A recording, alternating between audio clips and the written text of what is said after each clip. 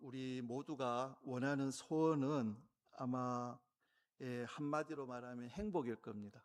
그러니까 행복하지 않을 사람은 누가 있겠습니까? 근데 참 그게 행복하지 못할 때가 참 힘든 시간들이죠. 목회자는 목회를 할 때 행복하지 않겠습니까? 저는 한때 이 행복을 잃어버린 적이 있습니다.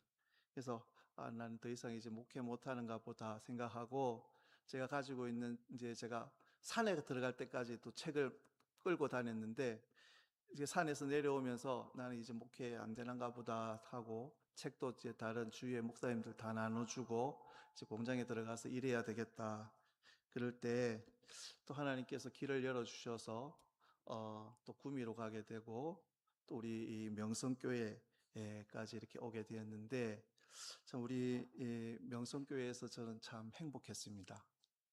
마치 오아시스처럼 그렇게 이렇게 이제 목이 말라 죽을 것 같은 상황인데, 마치 오아시스처럼 마시게 하고 먹여주고 위로해주고 새 힘을 북돋아주고, 그래서 목회할 수 있게 해준 그 행복을 느끼게 해준 우리 명성교회가 얼마나 감사하고 고마운지 모르겠습니다. 그래서 저는 우리 명성교회에서 행복했는데, 우리 성도님들도 행복한 성도가 되시기를 바랍니다. 그래서 우리 성도님들에게 행복하시라고 오늘 말씀을 제가 준비했습니다. 그래서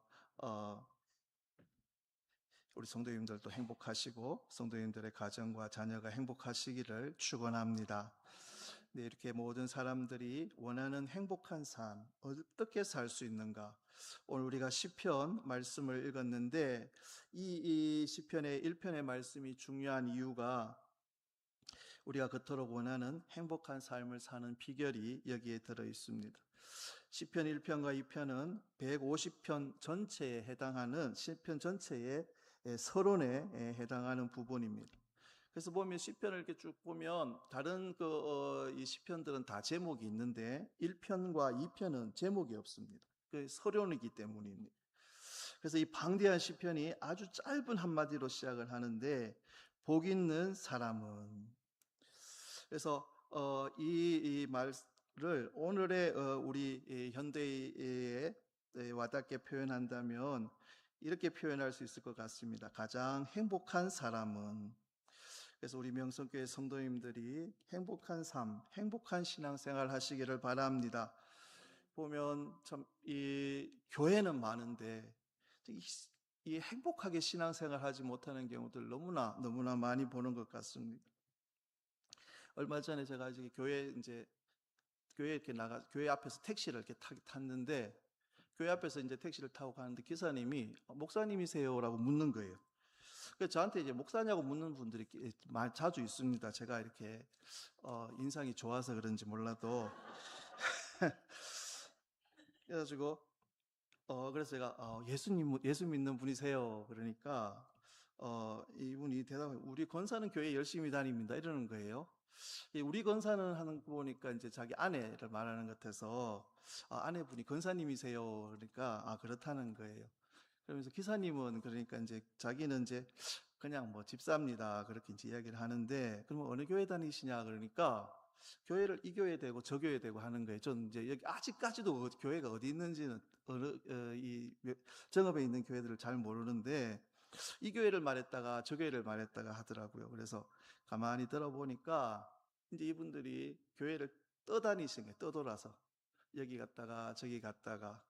그래 이제 지금은 저기 아름다운 교회 다니신다고 하는데, 그 이제 이야기를 하는 게, 이제 그 교회에서 정착을 못하고 떠돌아다니는 이유가 그 교회 사모님하고 이제 사이가 안 좋았다는 거예요. 사모님하고. 근데 요즘 참 사모님하고 이렇게 사이가 안 좋아가지고 어렵기 때문에 교회 신앙생활을 어려운 경우들이 참 많은 것 같습니다. 여러분, 우리는 얼마나 참 감사합니까? 여러분, 제가 좀 심한 이야기 한번 해드릴까요? 저기 다른 지역에 있는데 한 5천 명 모이는 아주 큰 교회입니다. 아주 큰 교회인데, 김장을 하다가, 우리 교회도 이제 김장을 하는데, 거기도 시골이니까 이제 김장을 하는데 이제 한 5천 명 모이는 교회니까 얼마나 많이 하겠습니까? 근데 그 김장을 하다가 어떤 일이 일어났냐면은 그 사모님이 고양이를 데리고 나와서 이래라 저래라 했던 거예요. 김장을 담그던 어떤 권사님이 열을 받아가지고 김치로 싸대기를 날렸다. 얼마나 참 놀라운 이야기입니까? 근데 우리는 얼마나 감사합니까? 우리 사모님 보니까 저번에 김장할 때 보니까 막 사모님이 직접 팔을 걷어붙이고 그냥 막 하시고 막 아주 꼼꼼히 어른들 챙기시고 예, 하는 모습을 봤는데 여러분 사모님 때문에 신앙생활하기 어려운 교회들이 꽤 저기 지금 계속 듣고 있는데 꽤 많다는 거. 여러분 우리는 얼마나 감사합니까? 아무쪼록 우리 교회 모든 일들이 다 행복하게 아름다운 신앙생활이 낙오되지 않고 여러분 이게 낙오되면은 처음엔 나만 손해라는 거죠. 시험 받아가지고 내가 낙오돼서 이 교회 갔다가 또 안 되니까 저 교회 가고 떠돌아다니면 여러분 마치 나무는 한 자리에서 거기에서 뿌리를 내려야지 그 나무가 건강하게 아름답게 성장하는데 이렇게 옮겼다가 저렇게 옮겼다 그러면 그 나무가 아무리 좋은 나무라도 못 산다라는 겁니다. 여러분 우리 명성교회 하나님께서 허락하신 이 아름다운 교회 여기에서 깊이 뿌리를 내리고 든든하게 뿌리를 내리고 어떠한 시련과 어떠한 위험이 있더라도 공격이 있더라도 말씀 붙들고 이겨내셔서 아름답고 행복한 신앙생활 하시기를 바랍니다. 그래서 오늘 하나님께서 시편 1편에서 우리로 하여금 행복한 삶을 살 수 있는 비결을 기록해 놓으셨는데 감사하게도 그 비결이 복잡하지가 않습니다.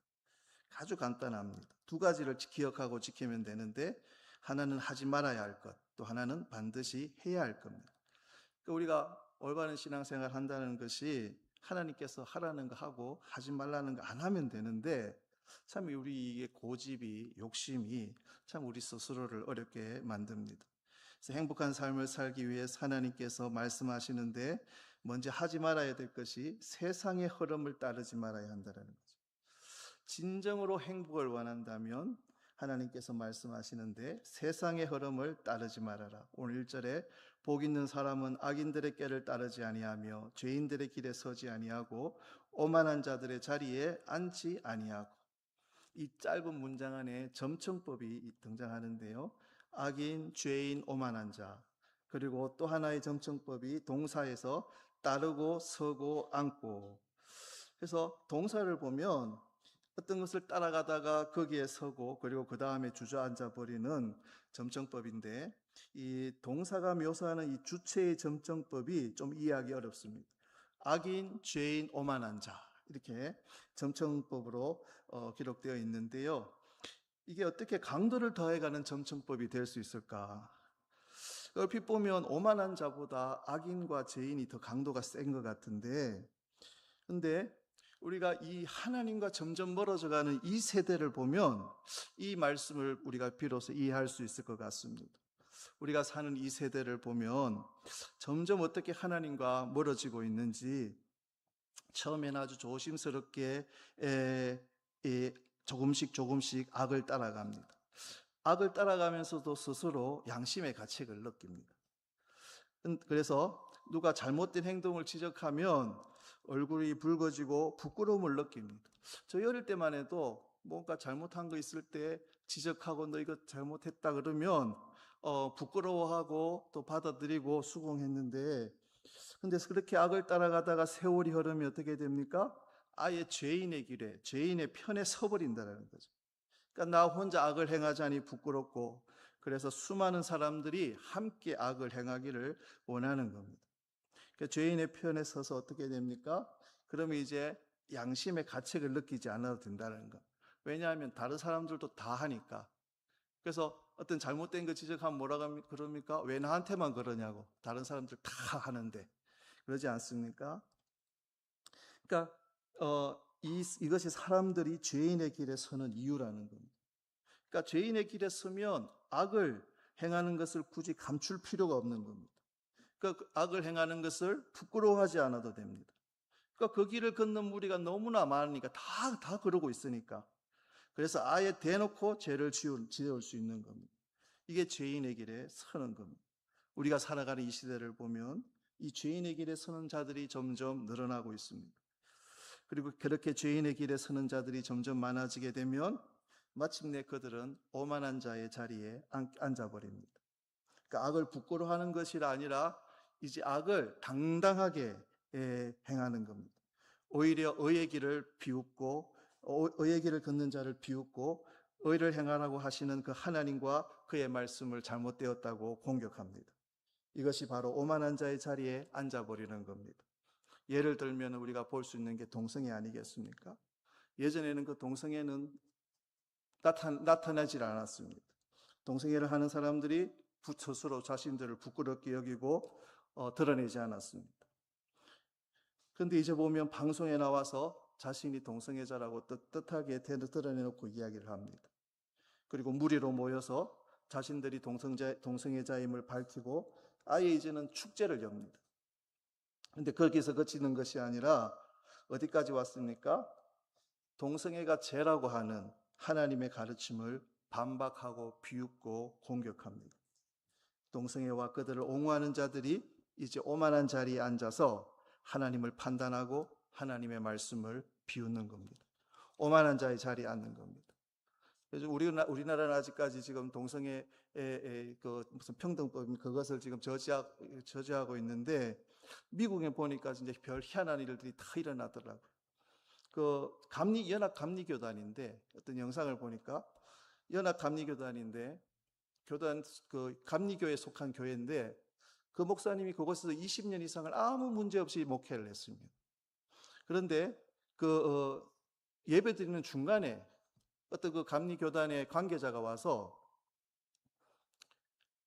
광고를 하는 겁니다. 나와서 뭐라 그러냐 하면은 이 목사님이 그러니까 감리교단은 파송제도 아닙니까? 이 목사님이 아마 그 동성애가 죄라고 했던 것 같습니다. 그러니까 이제 이 목사님은 더 이상 이 교회의 담임 목사님이 아니라고 해임을 시키는, 예배 중간에 들어와서 뭐 교인들이 예배 중간에 와서 이게 뭐 하는 짓이냐고 막 항의를 하는데도 그 교단의 관계자가 와서 중간에 와서 목사님을 해임시키더라는 거. 그러면서 그 뭐라 그러냐 하면은 예수님은 모두를 사랑하라고 했는데 왜 동성애자는 사랑하면 안 되냐고 그러면서, 심지어는 바울도 게이라는 말이 있다고 이렇게 말도 안 되는 이 말들을 하고. 여러분, 이제 우리 국회에서도 지금 차별금지법이 계속 논란이 되고 있는데 만약 그게 통과되면 이제 동성애가 죄라는 설교를 더 이상 못하는 겁니다. 만약에 여기서 동성애가 죄입니다 그러면 이제 재판을 받고 형을 받게 되겠죠. 이것이 바로 악인들이 오만한 자리에 앉는 겁니다. 우리는 지금 이미 이 세대에 살아가고 있습니다. 동성애뿐만 아니라 수많은 음란한 문화들, 그 성적 타락, 부패, 부정, 이 모든 것들이 다 이 흐름을 따르고 있습니다. 그러니까 심지어 교회 안에서도 이 참 말하기 부끄러운 일들이 일어나고 있는 겁니다. 그러니까 성경은 이 세상을 따라가는 이 흐름에 대해서 수많은 경고를 보내고 있습니다. 이 축복의 땅 가나안에 들어갔던 그 이스라엘 백성들이 그 약속의 땅에 들어가서 왜 망했겠습니까? 외부의 공격으로 망한 것이 아니라 약속의 땅에 들어간 그 하나님의 백성들이 망한 이유는 단 하나였습니다. 세속화입니다. 다시 말해서 세상의 흐름을 따라갔기 때문입니다. 다 진멸하라고 그렇게 하셨는데도 이 백성들이 그게 아까워가지고 진멸하지 않고 그 세상의 문화를 흐름을 따라가다가 결국은 멸망하지 않습니까? 그 사사기의 외침이 그렇지 않습니까? 여호수아 인도에 따라서 가나안을 정복했던 그 하나님의 백성들이 세월이 흘러가면서 가나안의 그 잘못된 세상의 흐름에 역정복당하고 말았습니다. 이것이 사사기의 내용입니다. 하나님께서 성경을 통해서 우리들에게 간절하게 경고하시며 외치는 목소리입니다. 하나님의 백성들은 세상을 따라가면 반드시 망하는 겁니다. 세상의 흐름을 따라가지 않도록 주의하고 깨어있으라는 하나님의 경고의 말씀을 듣는 우리 성도님들 되시기를 바랍니다. 요한일서 2장 15절에 이 세상이나 세상에 있는 것들을 사랑하지 말라. 누구든지 세상을 사랑하면 아버지의 사랑이 그 속에 있지 아니하니 이는 세상에 있는 모든 것이 육신의 정욕과 안목의 정욕과 이생의 자랑이니 다 아버지께로부터 온 것이 아니요 세상으로부터 온 것이라. 여기서 말하는 이 세상은 우리가 살고 있는 이 세상이 아니라 눈에 보이지 않는 이 세상 뒤에 그 잘못된 가치관, 잘못된 흐름을 말하는 겁니다. 그러니까 돈이 제일이라는 그 세상의 흐름, 악을 부추기고 이제 대놓고 악을 자랑스럽게 여기는 이 세상의 흐름, 그 악을 막아서고 잘못되었다고 하는 사람들을 공격하고 비웃는 그 흐름, 이것이 오늘 우리가 살고 있는 이 세상의 흐름입니다. 여러분, 강물이 흘러가는 걸 보면 마치 흐르지 않고 그냥 가만히 있는 것 같지만 우리가 다 알지 않습니까? 그 강물의 그 흐름 유속이 얼마나 빨리 흐르는지. 그래서 이게 그 강을 건너는 이 사람들 그 이야기를 들어보면 어떤 저 목표 지점으로 갈 때 각도를 45도로 방향을 잡고 수영을 해야 된다는 거죠.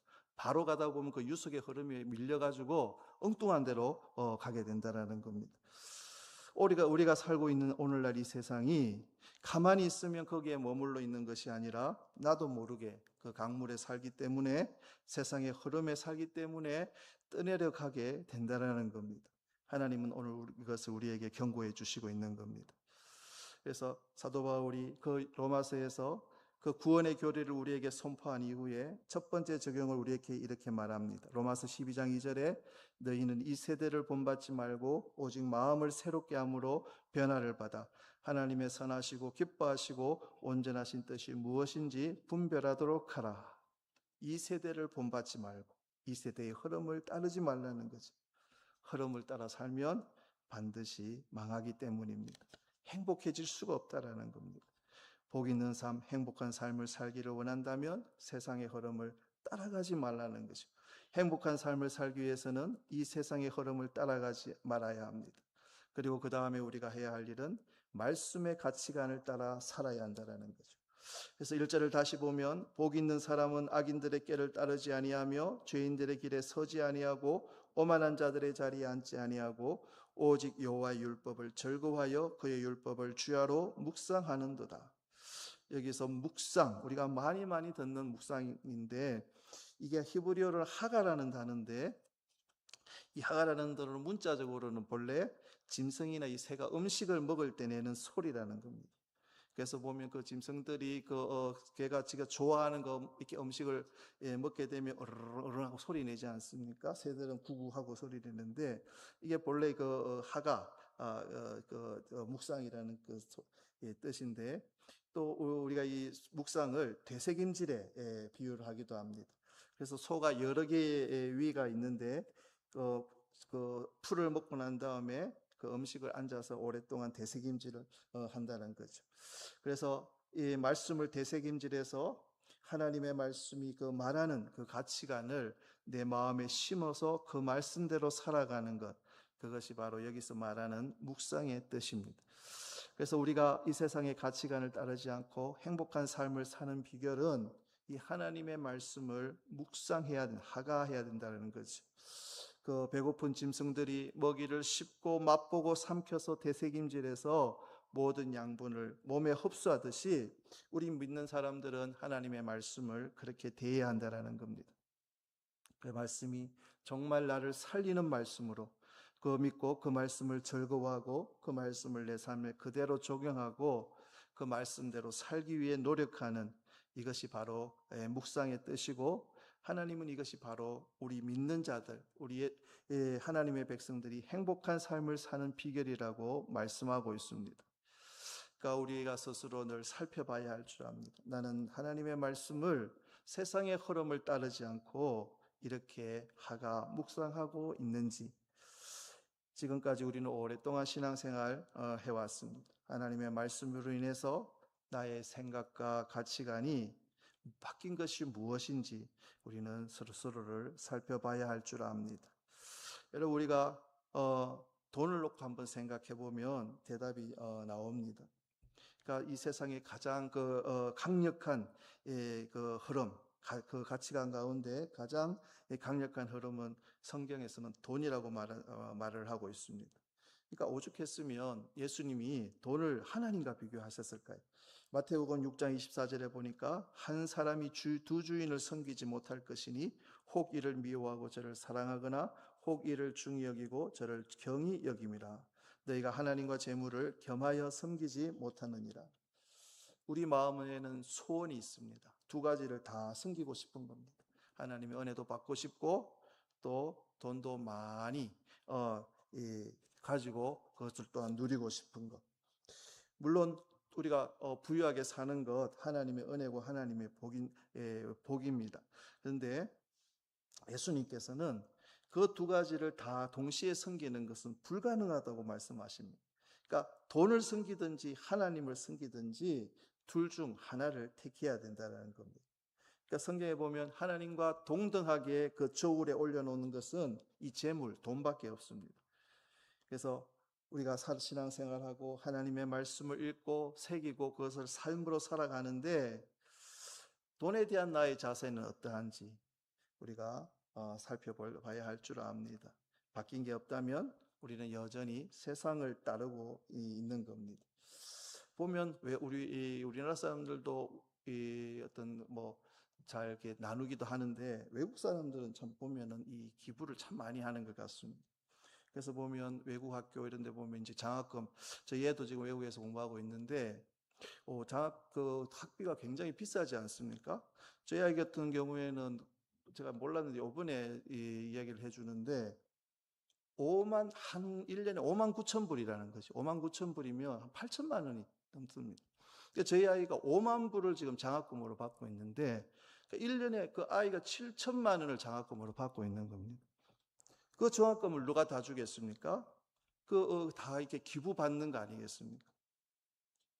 그래서 이렇게 가진 것들을 이렇게 나누고 베풀고 나누고 하면서 이게 외국 사람들은 그런 걸 참 잘하는 것 같습니다.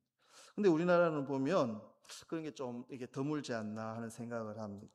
그러니까 보면 우리 예수 믿는 성도들조차 재산을 자녀들에게만 물려주고 싶어 합니다.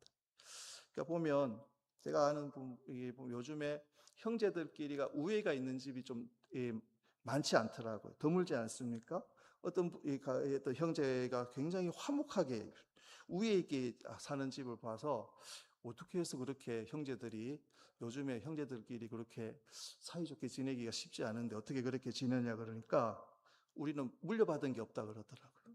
물려받은 게 없으니까 아주 사이좋게 지내는데 집 한 채만 물려받아도 형제들끼리 서로 싸우고 심지어는 재판장, 법정까지 가는 게 요즘에 세태인 것 같습니다. 그래서 보면 부모님들이 자녀들 참 좀 더 나은 그 환경에서 시작하라고 살게 하려고 진짜 아주 뼈 빠지게 일해서 재산을 불려서 그 자녀들에게 물려주는데 요즘에 보면 그것이 오히려 자녀들 사이에 형제간의 우애를 해치는 그런 악영향을 우리가 보게 됩니다. 그러니까 참 신기한 게 있습니다. 세상의 가치관을 따라 살아가면 편하고 행복할 것 같은데 보면 그게 아닌 겁니다. 파멸의 구렁텅이로 빠지는 겁니다. 그렇지 않습니까? 하나님이 우리에게 주실 때 우리에게 뭔가 이게 보면 우리 교회에서나 보면 하나님이 우리들에게 복을 주시기를 원하시는데 그래서 복을 주셔서 부유하게 해주시면 그걸로 더 하나님 앞에 가까이 나아가고 하나님의 나라를 위해 섬기는 게 아니라 보면 하나님을 떠나는 경우들을 참 많이 봅니다. 그래서 성경의 예로는 실제적으로는 솔로몬이 그렇지 않습니까? 하나님이 그 솔로몬에게 지혜를 주시고 얼마만한 그 부귀와 영화를 주셨습니까? 근데 솔로몬이 한 일은 뭡니까? 우상 숭배의 물꼬를 튼 왕이 그 솔로몬 왕입니다. 그리고 요즘도 우리 지금 현 시대를 살아가는 우리도 보면 그 참 어렵고 힘들다가 하나님께서 복을 주셔서 잘 살게 되면 더 이게 신앙의 어떤 그 하나님 앞에 집중하고 하나님 앞에 마음을 드리는 게 아니라 부유해지니까 자기들 어떤 이 몸을 즐겁게 하는 그 일에 더 시간을 뺏는다는 거죠. 요즘 우리가 왜 이렇게 예배가 소홀해지겠습니까? 부유해지니까 다 놀러 가는 것 아닙니까? 우선순위가 예배에 있는 것이 아니라 자기들의 만족, 자기들의 여가 즐기는 거기에 마음이 점점 우선순위가 뺏긴다라는 거죠. 여러분 자녀들에게 물려주고 싶어서 물려줬는데 보면은 그 가정들도 보면은 줄까 말까 할 때 그 자녀들이 제일 부모님 자주 찾아오지 않습니까? 근데 다 줘버리면 어떻게 됩니까? 안 찾아온다는 거죠. 자기 가족끼리 놀러 가는데 바쁘다 그러고 안 찾아오고 자기 가족끼리 다 놀러 가는데 그 시간과 재물을 다 쓰지 않습니까? 돈 주면 가까이 올 것 같은데 다 떠나버린다라는 거죠. 왜 그렇겠습니까? 이 욕심, 그죠? 이 욕심이 우리의 인간의 참 끊이지 않는 잡초처럼 우리에게 계속 우리를 흔드는 것 같습니다. 그래서 세상의 가치관에 휩쓸려 떠내려가게 만듭니다. 성경에서 우리 성도들에게는 그렇게 하지 말라는 겁니다. 하나님께서 많이 주시면 주실수록 헌신의 비율이 더 높아져 가는데, 더 높아져 가야 하는데, 이게 삶으로 실천하는 일이 결코 쉬운 일이 아닌 것 같습니다. 그래서 우리는 이런 일을 위해서 기도해야 된다는 거죠. 그래서 주님, 내가 세상을 따라 살지 않고 말씀을 따라 살기 원하는데, 물질을 섬기지 않고 하나님을 섬기기 원하는데 마음대로 되지 않습니다. 나도 모르게 세상의 강물에 떠내려가고 있습니다. 아버지 하나님, 이 길로 가면 제가 망하는 것 제가 아는데도 자꾸 그리로 흘러갑니다. 이 약한 마음 붙들어 주시고 성령께서 내게 오셔서 내 마음을 붙들어 주셔서 세상의 흐름에 따르지 않고 하나님의 말씀을 따라 살게 해달라고, 또 우리 가정이 그 하나님을 섬기게 해달라고 우리가 이런 기도를 할 때 우리 가운데 하나님 성령께서 역사하실 줄 믿습니다. 그래서 오늘 시편은 복이 있는 사람은, 가장 행복한 사람은, 하나님의 말씀은 세상의 잘못된 흐름을 따라가지 아니하고 하나님의 말씀 그 가치관을 따라 살 줄로 믿습니다. 오늘 하나님은 두 가지의 길의 모습뿐만 아니라 그 두 가지 길의 마지막 결과에 대해서도 명백하게 우리들에게 가르쳐 주십니다. 세상의 흐름이 아니라 하나님의 말씀의 가치관을 따라 살면 어떤 결과를 맞게 되는가? 3절에 그는 시냇가에 심은 나무가 철을 따라 열매를 맺으며 그 잎사귀가 마르지 아니한 같으니 그가 하는 모든 일이 다 형통하리로다. 형통하리로다. 그가 하는 모든 일이 다 형통하리다. 천국에서는 물론이지만, 영적으로는 물론이지만 이 세상에서의 모든 삶이 다 형통하리로다. 행복하리로다. 것입니다. 여러분, 과거 농경 시대에는 농사가 모든 거였습니다. 그래서 비에 달려 있지 않았습니까? 비가 오면 농사가 되는 거고, 비가 오지 않고 가뭄이 오면 다 망하는 겁니다. 그런데 이 시냇가에 심은 나무, 이 시냇가는 우리나라 시냇가하고는 좀 다른 건데, 이스라엘의 그 시냇가는 오아시스처럼 비가 안 와도 1년 내내 그 오아시스에는 수천 년 동안 물이 있었습니다. 그래서 그 시냇가에 심은 나무는 가뭄을 걱정할 필요가 없는 겁니다. 우리가 인생을 하다가 보면 여러 가지 가뭄을 만나지 않습니까? 병의 가뭄을 만나고 사업의 어려움을 만나고 관계의 어려움을 만날 수밖에 없습니다. 그것이 인생인 것 같습니다. 그런데 하나님께서 말씀하십니다. 그 가뭄을 걱정할 필요가 없다는 겁니다. 왜냐하면 우리는 시냇가의 심기운 나무처럼 그 모든 어려움 속에서도 형통할 것이기 때문입니다. 어떻게 할 때입니까? 세상의 가치관을 따르지 아니하고 하나님의 말씀의 가치관을 따라 살기만 하면 저와 우리 성도님들, 우리 자녀들의 삶은 형통할 줄로 믿습니다. 형통하리로다. 아버지 하나님의 말씀입니다. 그러나 우리가 그렇게 살지 않고 세상의 흐름을 따라 살면 어떤 결과를 맞는가? 4절과 6절은 이렇게 말씀합니다. 악인들은 그렇지 아니하며 오직 바람에 나는 겨와 같도다. 무릇 의인들의 길은 여호와께서 인정하시나 악인들의 길은 망하리로다. 여러분, 망하리로다. 세상을 따라 살면 이 땅에서 잠시 흥하는 것 같지만 하나님께서 말씀하십니다. 바람에 나는 겨와 같다라는 겁니다. 시냇가에 심은 나무와 바람에 나는 겨와 한번 비교해 보시기를 바랍니다. 바람에 나는 겨는 비가 오면 웃을지 모르지만 가난이 오면 낙담하고 울게 됩니다. 환경의 바람에 이리저리 평생을 날려다닙니다. 고난의 바람에 날려다니고 유혹의 바람에 날려다니고 욕심의 바람에 날려다니고 그러다가 결국 망하는 겁니다. 이것이 세상을 따라 사는 삶의 결과입니다. 하나님은 그들의 삶을 결코 인정치 않을 것이라고 말씀합니다. 오늘 이 시간 우리가 예배 시간에 하나님의 말씀을 들었습니다. 나의 삶은 어떤 모습일까? 이 말씀 듣고 우리는 어떤 삶을 선택하시겠습니까? 세상의 흐름을 따라 사시겠습니까? 아니면 하나님의 말씀의 가치관을 붙잡고 기도하며 사시겠습니까? 오늘 우리 모두 이 말씀을 마음에 담아서 나도 모르게 떠내려가던 이 세상에서 열심히 노를져 하나님의 그 말씀의 가치관, 형통의 길로 들어서는 우리 모든 성도님들 되시기를 주의 이름으로 축원합니다. 우리 기도하기 전에 잠시 우리 찬양 우리 한번 같이 나누고 싶은데요. 굉장히 은혜로운 찬양인데 제가 부르면 은혜가 깨질까봐 우리 찬양팀에 엘라 찬양팀에 제가 도움을 요청했습니다. 우리 찬양팀께서 도와주시면 우리 온 성도들이 함께 은혜롭게 이 찬양을 부를 것인데요. 선한 능력으로 우리 일어서리라는 찬양 우리 함께 부르시고 오늘 예배 마치겠습니다. 우리 엘라 찬양팀 도와주시기로 하셨는데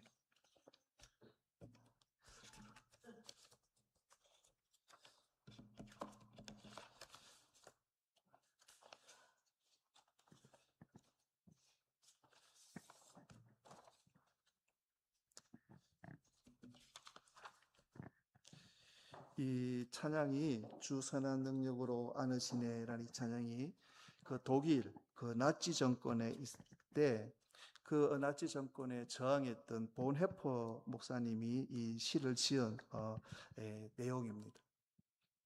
그러니까 독일은 본래 기독교 국가인데 근데 어떻게 그때 그 당시 그 히틀러의 나치 아주 미친 정권이죠. 거기에 막 그 전쟁의 소용돌이를 휘몰아쳐 갈 때 그 나치에 반대해서 이분이 감옥에 갇혀서 그 나치에 저항하는 목사님입니다. 그러니까 그때 나이 39이 되도록 결혼을 하지 못했는데 약혼녀가 그를 기다리고 있었습니다. 근데 우리가 오늘 이 찬양이 그분이 이 시를 지어서 약혼녀에게 보내고 며칠 뒤에 이 본헤퍼 목사님은 형장의 이슬로 사라졌다고 합니다. 근데 그분이 이렇게 찬양합니다. 선한 능력으로 일어서리 주만 의지하리 믿음으로 우리 고대 안에 주 오실 그날 영광의 새날을 맞이하리. 그러니까 이 찬양을 신나게 부르기보다 결연한 의지를 담아서 우리가 불러야 제격인 찬양입니다. 죽음이 끝이 아니라 영원한 삶의 시작이다. 우리 이 시간 선한 영역으로 일어서리 우리 찬양 함께 부르시겠습니다. 선한 능력으로 안으시네 그